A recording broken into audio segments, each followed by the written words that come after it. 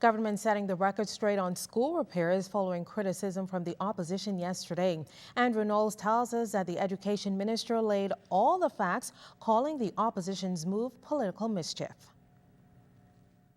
The Ministry of Education spent $5.6 million on school repairs during the summer, and according to Education Minister Jerome Fitzgerald, many of the repairs were a direct result of years of neglect.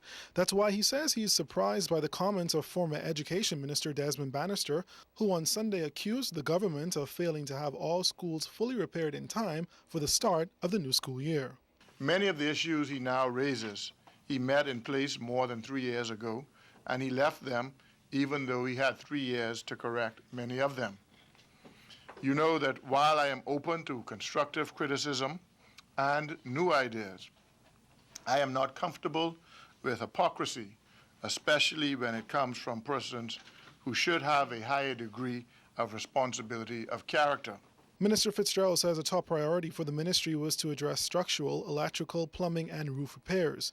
Zooming in on the Crooked Island School, Minister Fitzgerald noted that his team was quite aware of the dilemma at the institution.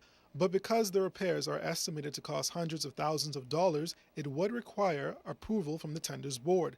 Furthermore, due to the scope of work, Minister Fitzgerald says there was no way it would be completed in time for the opening of school.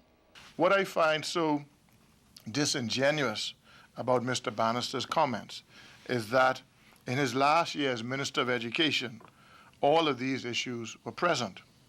Yet, he found it necessary to spend $1.7 million on schools in North and Central Andros and $2.1 million on the rest of the Family Islands. In Crooked Island, he spent only $32,500. So where was his concern then? The Education Minister also reiterated his support for school-based policing, adding that he finds the argument that police should not carry arms on campuses somewhat illogical.